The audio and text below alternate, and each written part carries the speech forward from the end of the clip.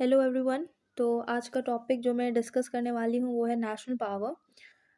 This is a topic from the syllabus of Lucknow university, unit second. The topic is national power. So let's start. Power is one of the chief characteristics of the sovereign state, as it is understood that international politics is struggle for power, and hence power becomes a means and an end to achieve national interest. तो इसमें देखो power क्या होता है कि main chief characteristics है, क्योंकि हमारा टॉपिक है नेशनल पावर, तो it relates with the power and power is a main keyword which we are talking about, कि वो एक चीफ कैरेक्टरिस्टिक्स है किसी भी सोवरेन स्टेट के लिए. And in the whenever we are talking in international politics, जो मेन चीज़ होती है किसी भी नेशन के लिए वो होता है the struggle for power. And the power becomes a mean its goal, जो कि क्या है हमारा नेशनल इंटरेस्ट. सो हर एक एक नेशन के लिए जो भी नेशनल इंटरेस्ट होता है उसको अचीव करना है, और वो अचीव करने का मीन्स क्या है, that is the power. So international politics is all about struggle for power. According to the Palmer and Perkins, the legal justification of a state's power is to be found in the concept of sovereignty. The ethical defense is to be short is the responsibility imposed on state for seeing to the security of its people and their interests. So at the end, what the matters for the state is the security of its people and their interest. Okay. Then further इसमें कहा गया है कि power means the influence of an actor. Now here the actor signifies to that particular state, कि यहाँ पे जो power है वो influence हो रहा है एक स्टेट पे over the other states to pursue its national interest. Political power कहते हैं, and he says that political power is a psychological relation between those who exercise it and over those whom it has been exercised. Okay. So it is a former certain control over the certain action of the latter through the impact which the former exercise and latter mind. ठीक है, तो ये तो definition है जो Morgan थ्यू ने दी है, और इनके अकॉर्डिंग जो इम्पैक्ट है it derives from three sources. First is expectation of benefits, fear of disadvantages and the respect और love for man and institution. तो ये पूरी उनकी डेफिनेशन है.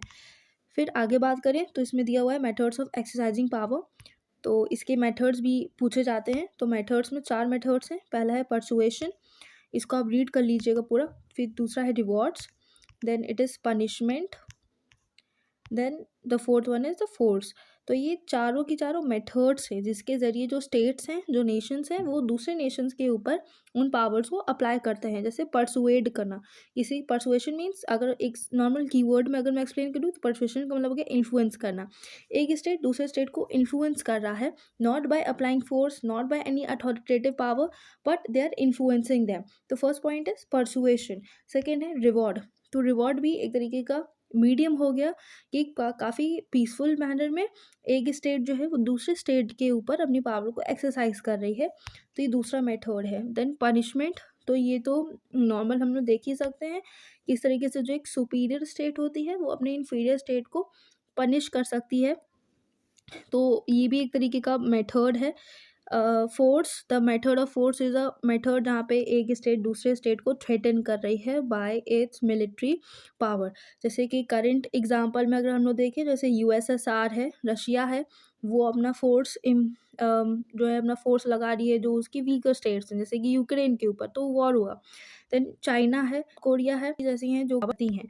वैसे तो दो टाइप्स के होते हैं, एक टेंजिबल एलिमेंट होता है and the other one is a intangible element. See tangible intangible हम लोगों ने पहले भी पढ़ा हुआ है कि tangible is something which can be touched which is in quantified, and intangible is something which can not be touch. And ये वो जो होता है वो क्वालिटेटिव मैटर में होता है, जैसे वैल्यूज़ हो गई, नेचुरल रिसोर्सेज है, पॉपुलेशन है, मिलिट्री पावर है. तो ये इनटेंजिबल एसेट्स में आ गया, इनटेंजिबल एलिमेंट्स में आ गया. अब इसके और भी हम पॉइंट्स इसमें एलैबोरेट करेंगे. ये सब पहला हो गया हमारा क्या, climate. Now these are the elements of the national power. पहला आ गया क्या, climate. Second is the natural resources. Then third one is the population. Population एक इनटेंजिबल एलिमेंट हो गया जो कि क्वालिटेटिव वे में हमारा आएगा. एंड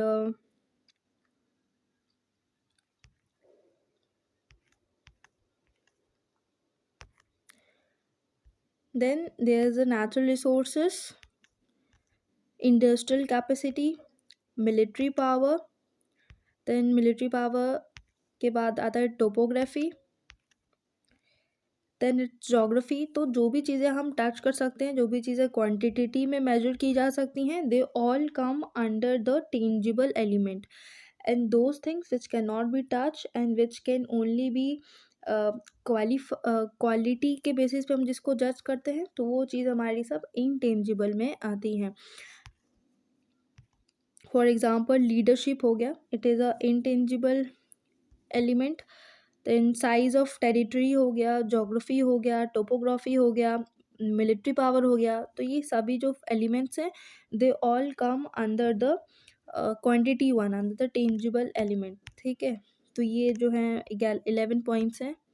आई गेस ये लीडरशिप है, ये एक इंटेंजिबल एलिमेंट है। और then they the form of the government.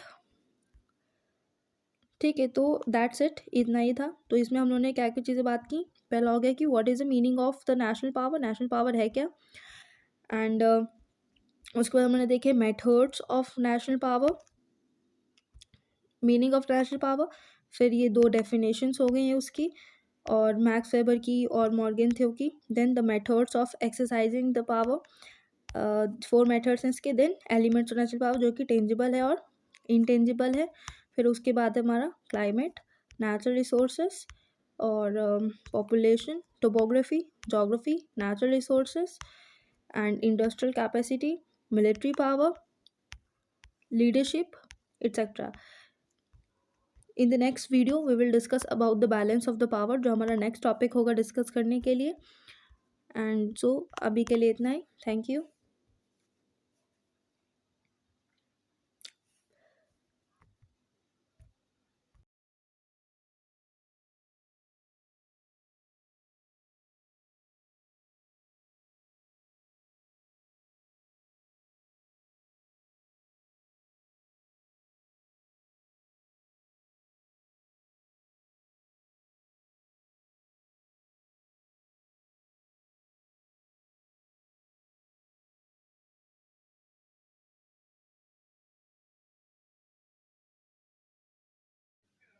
If you have any question or doubt, you can mention it in the comment section. Please share this video among your friends so that it can be helpful for them also. Thank you so much for watching it.